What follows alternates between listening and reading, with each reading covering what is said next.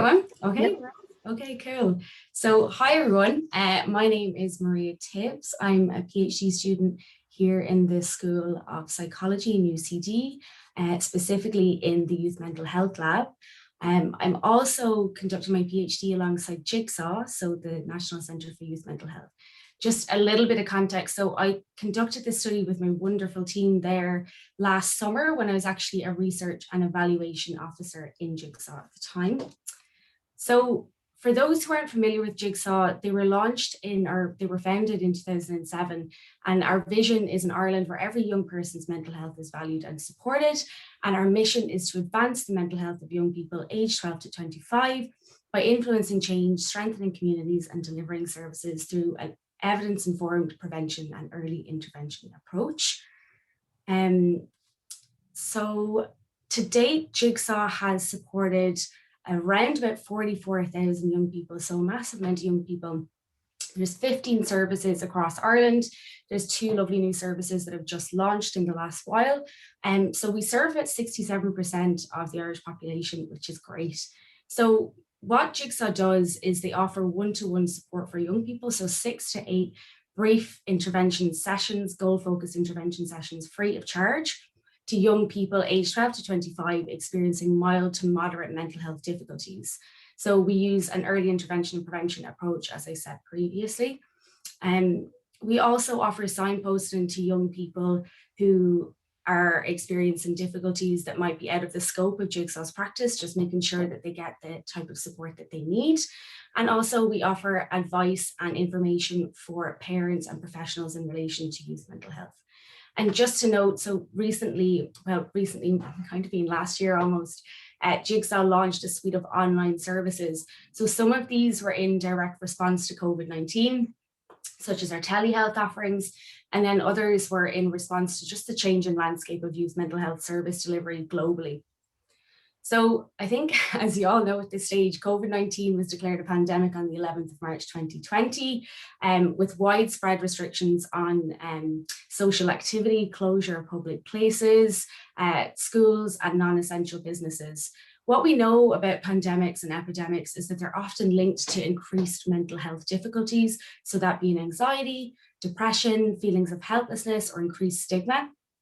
And what we know about young people is that they're already at an increased risk of psychological vulnerability just due to their developmental stage.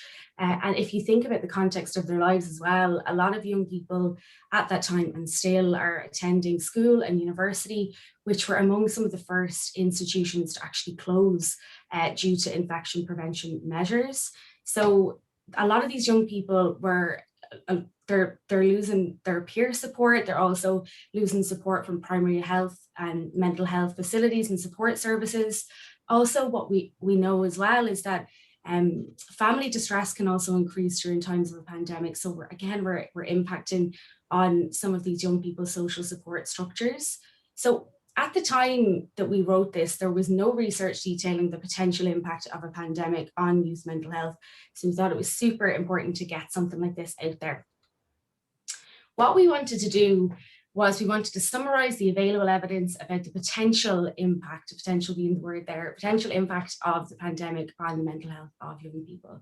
And how we did this is we conducted what's called a rapid review. So we condensed the systematic review process, and usually a rapid review will be done in times where the information or the findings are needed quite quickly or in times of crisis. So super suitable for the time that we actually conducted this. We also conducted a mixed methods rapid review. We wanted to pull in the most amount of information we possibly could get, as we kind of had an inclination that there would be limited stuff out there at the time. So our inclusion criteria is our population, as I said, scope of Jigsaw, so 12 to 25-year-olds within the general population. We also looked at young people who were exposed to a pandemic or epidemic, so that being COVID-19, H1N1, SARS, MERS, or Ebola. And we looked at their mental health outcomes. So we aligned our definition according to the WHO definition. And just to note as well, in line with the Cochrane Rapid Review Methods Group, we conducted a consultation with 30 of our clinicians, so mental health professionals in Jigsaw, just to kind of get input on our research questions. So the feedback was really positive. It was lovely, and they just kind of highlighted the potential use of this in clinical practice. So that was brilliant. So without going into crazy detail here, we searched PsycInfo, we searched Medline as well. We looked at these databases from their inception to March 2020, and studies were restricted to English language. We also restricted our papers to peer reviewed, and there was no geographical limitations on our studies. So again, I won't go into mad amounts of detail here, but I outlined our inclusion criteria. So this search string is based around that as well. So 3 constructs: young people, pandemic or epidemic, and then mental health as outcome. So when we initially did our search, we pulled in about just under 3,500 records. When we removed duplicates, it was just over 3,000. So myself and a lovely student from Maynooth University who was with us at the time, Beth, we screened abstracts and titles, and then 2 other members of the team pulled a random sample of 10% and screened those as well. So we ended up with about 31 full text studies. We did some backward and forward citation reference checking, and we got 6 more then. So we launched into our full text, and after looking through our inclusion exclusion, we got to about 12 studies in total. But I just want to note that at the beginning of the screening process, we actually included HIV and AIDS. But looking at the research that was out there, and also just, I suppose, thinking about it ourselves, we realized that there was a high predominance of HIV and AIDS studies there, and due to just the different transmission methods. So it's a lot of the pandemics and epidemics that we really wanted to look at, similar to COVID-19, were airborne, and HIV and AIDS is not. So we excluded it early on in the abstract and title screening phase.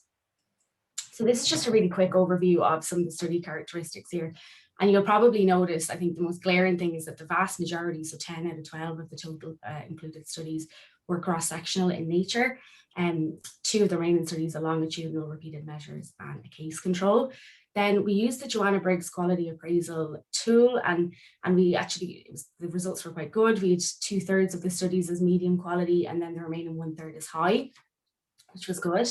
Again, a high predominance of studies that examined SARS, and a lot of the studies were from the Far East, so Eastern countries. So we, due to just the high heterogeneity, so we did a mixed methods review, so there definitely would be high heterogeneity in the studies. We conducted a narrative synthesis, and from this we had 3 overarching themes. The first being prevalence of psychological difficulties, then potential moderating factors of psychological difficulties, and aspects of the outbreak that caused distress. So just focusing in then on the first finding here, we found mixed results when it came to prevalence across age groups. So some studies reporting that young people were more likely to experience high levels of distress than older cohorts. Other studies reporting that older cohorts were more likely to experience high levels of distress, and then some studies finding absolutely no differences whatsoever. But it's really important to note here that a lot of the measures that were used to assess mental health, so the outcome measures, were super variable. So some of them were author designed, and then there were others that were standardized measures, but then even within that, there was massive variability in the measures that were used.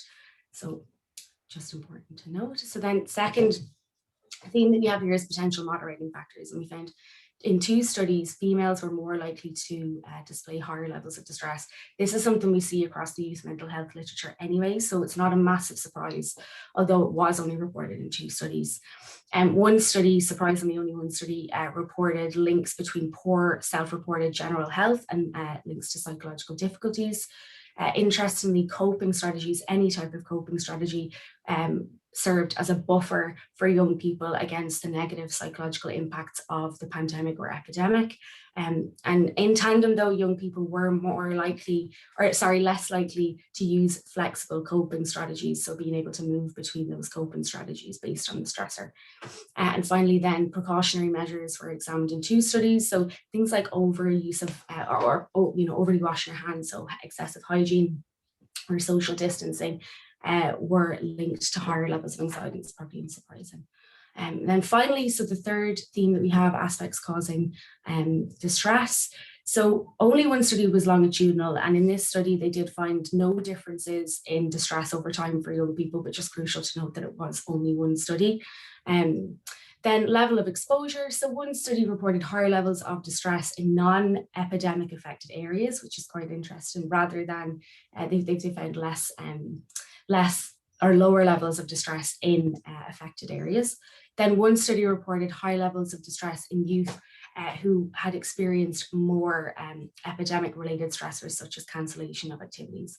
And finally, we found a study that did not find social media use or any media use was linked to distress, so which is interesting.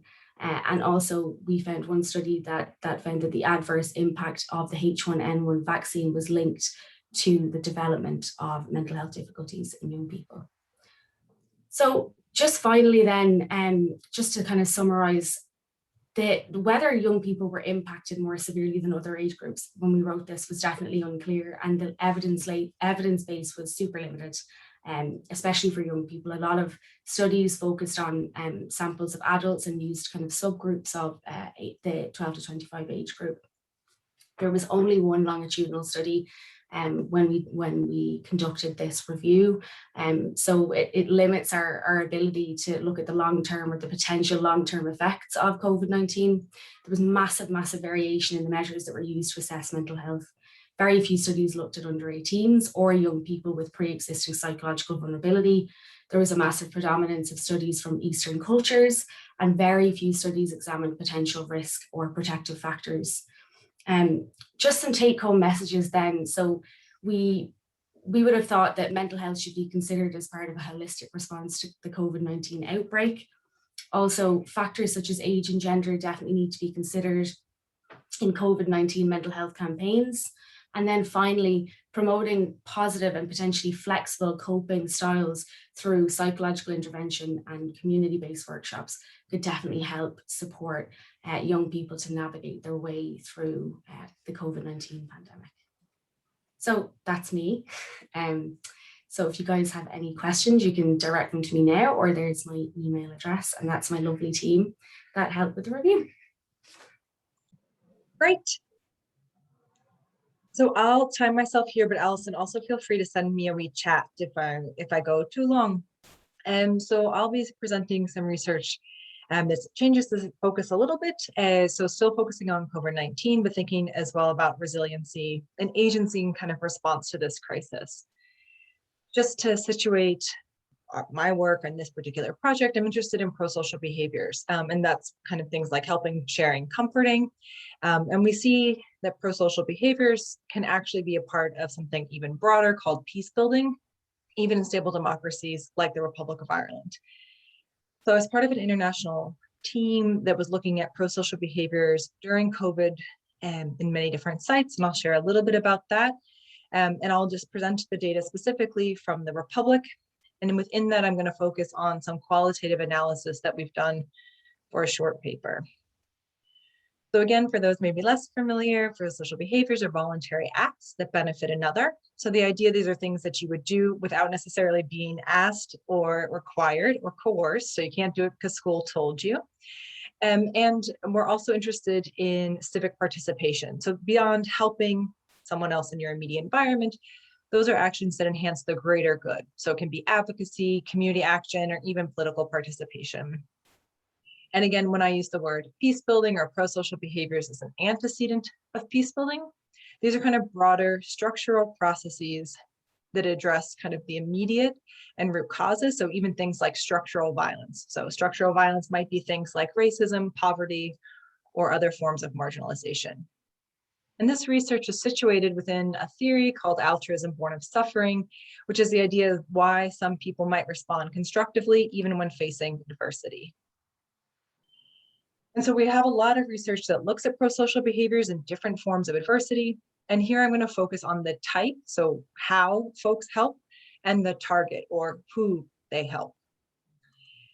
Skip this. And so the idea here, for those familiar with Bronfenbrenner from psychology, you'll see the black little labels there. And really, this is how are youth affecting people interpersonally. So with those they have direct contact, the structural level or the exosystem, as well as kind of the broader cultural change. So really, we're trying to assess different ways that young people are trying to act prosocially in different levels of their social ecology.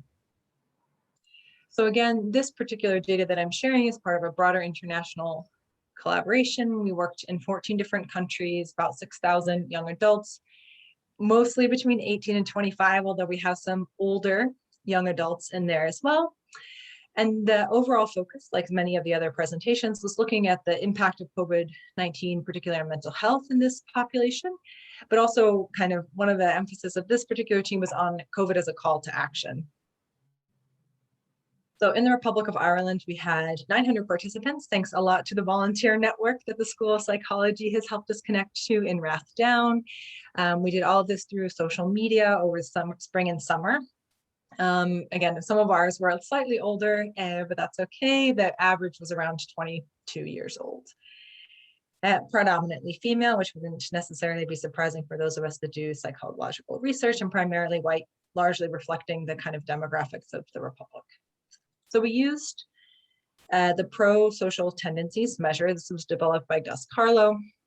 And this is a series of quantitative items about how often these young adults engage in helping, particularly toward family, friends, and strangers.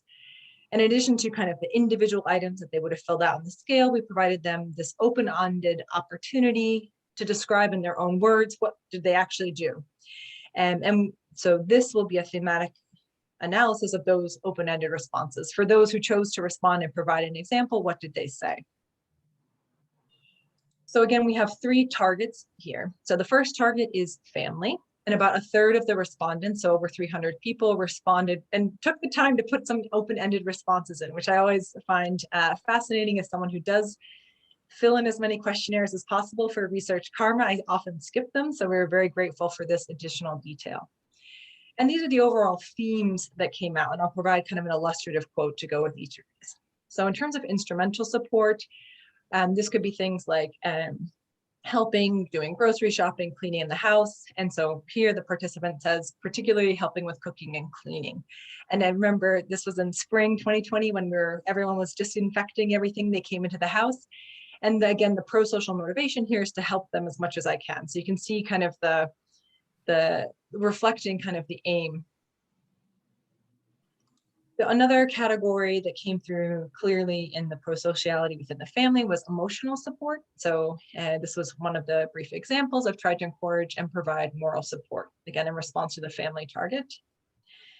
And one of the other, or the third kind of major theme that came through was a mix of being kind and also not getting into fights. So basically trying to avoid conflict. So here it's the idea of kind of biting one's tongue, avoiding an argument, everyone's stressed.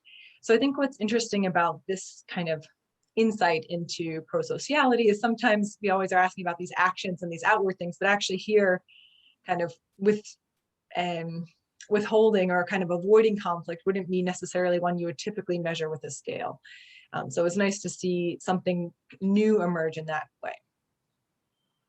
Most of our young people were living at home, or in this particular case. And so the idea that a lot of this was intergenerational, and for those that were not from Ireland, we also saw quite a few examples of isolation. So saying, actually, it's really hard. I'd like to be supporting my family, but I live in another country.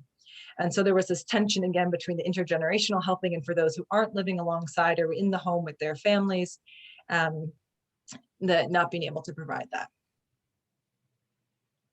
The second target was friends. So for example, we asked young people to provide examples of how they helped their friends, and over half provided some kind of information into these open-ended responses.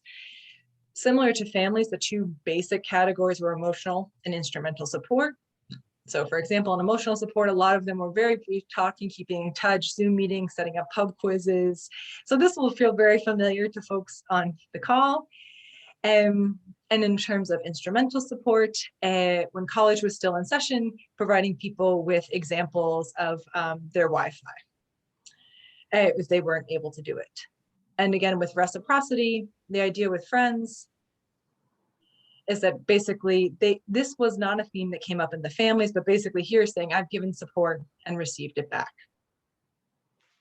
In terms of the final category, supporting strangers, and here we definitely see some of the same themes, so instrumental and being kind and polite, and then 2 new themes. So I will skip through those. But in terms of the new themes, again, we see adhering to the COVID-19 guidelines that explicitly came out mostly when talking about strangers. So for example, wearing a mask and keeping it for others' well-being. So explicitly other-oriented. And what also came through in this category was positive comments on social media or donation to Black Lives Matters charity. So some other engagement beyond the immediate crisis of COVID-19 and recognizing again these structural inequities that were exacerbated by the public health crisis.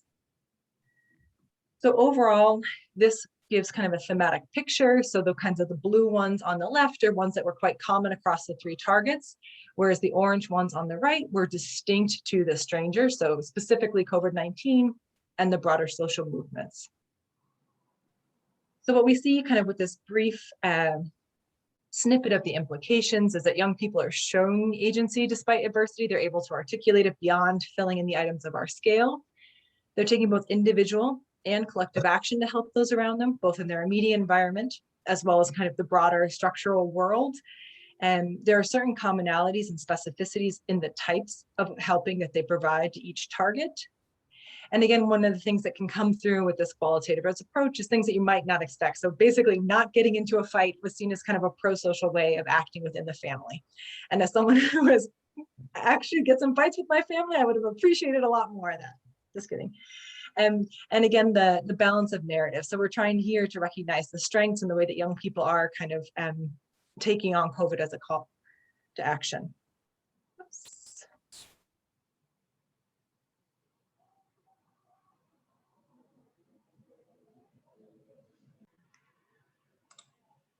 Okay, so here. So, yes, okay. So good morning, everyone. I'm Dr. Flavia Santos, and I will present this work, which is undergraduate students' experiences of stress during the pandemic and the impact of gender. This work was funded by the Ministry of Education and Science in Spain, and also by the European Social Fund. And so I think we are all familiar to this picture. We relate to these as lecturers or as students. So we know that everybody had to do the transitioning between from face-to-face teaching to blended learning. So it deal with lots of different adjustments we had to do in both sides. And we would expect that doing those adjustments would lead to higher levels of stress from the learning process perspective and also from the teaching process. So considering the experience of students, we would say that they would have an excess of learning activities, lack of control over one's achievement, student presentation in class. And also by the side of teachers, we would consider maladjustment, teaching methodology, poor class climate, and also irrelevant content. So we try to understand those processes on the light of the self and externally regulated learning theory, which includes regulatory, non-regulatory, and dysregulatory teaching and learning process. So I'll give you a few examples of the three conditions so you can understand the assumptions we've made in this study. So imagine in the regulatory process that teachers were planning and designing their teaching and learning process accordingly, properly, and then students wouldn't face stress symptoms, negative emotionality, and burnout. By contrast, if teachers had this non-regulatory approach, so their teaching would not be compatible with the new situation of online teaching. And then of course, it would lead for a lack of external regulation, and then students would face stress, negative emotionality, and some levels of burnout. But there is something that could be even more pervasive, which is the dysregulatory process, where teachers would make arbitrary decisions during the teaching and learning process. Imagine decide one MCQ just this week for the next class would be something that would overwhelm the students and cause lots of negativity and also higher levels of burnout. So the aims of our study were to analyze whether students' perception of teaching and learning stress factors would predict significant changes in achievement, emotions, and motivational state. And we try to consider this taking into account academic year and gender.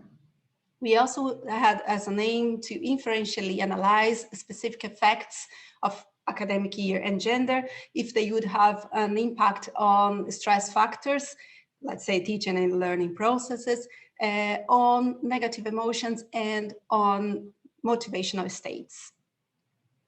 So in our sample, we had 642 students with an average age of 20 years old, and we collected data in 3 different years, 2018, 2019, and 2020. In all cases, students were from psychology and education degrees, and in all cases, the same instruments were used and collected between March and August of each year. So for analyzing it, we use an post facto design, and we use structural equational analysis, and multivariate analysis is appropriate. And just to summarize the study, among other models, we test this one, which fit properly statistically. So we had academic variables like stress factors of teaching, stress factors of learning, gender, and year of education. And we had, we are trying to test their effects on stress factors, which are negative emotions and burnout. And then on the left, you can see the direct effects. So I would just point then very quickly the main ones, because we don't have the time to go into further details. And about the indirect ones, we found those here as well. I would just highlight the gender, because we could see that gender had predicted negatively the negative emotions, and gender also in the indirect effects predicted negatively the burnout experience. So if we're looking at the structural predictive model, we will see that stress teaching, let's say the way the teachers plan the trimester, would lead a direct impact on stress learning, so the students' experience. And this would have a direct pathway for burnout students. But also, we found that gender was a predictive factor impacting achievement emotions. So like shame, anxiety, anger, etc. And this would lead to burnout as well. Another finding of this study was that when we consider the variable year, let's say when you contrast the scores or determinants of negative academic emotions and states of burnout across the 3 years, we didn't find a difference among them. So despite of the COVID-19, we cannot say that it was a determinant. So during the 2020 pandemic, female students showed greater involvement in anxiety, while males presented greater cynicism and burnout. And those positive predictive relationships were found between stress factors during the teaching process and also during the learning process. And these variables predicted, in one side, the absence of positive emotions, and in another side, the presence of negative emotions, including burnout. So we had lots of limitations that I will not have the time to discuss all of them. I would just point to, which I believe are very, very important at this level, which are the study design. So an ex post facto design definitely limits inferences. And also we must consider that gender ratio in the sample, like I showed before, we had more females than males. So definitely we must looking at the results with some caution. In any case, if you are interested to know more about this study, especially statistics and the theory, please scan the QR code here, and then you get access to our paper on frontiers in psychology published this year. And if you're interested to know more about the scales, other papers and other researchers which are collaborators in this network, please go to www.inetas.net. So you find in this website all details about this project. And I would like to thank you so much for your presence today. Thank you.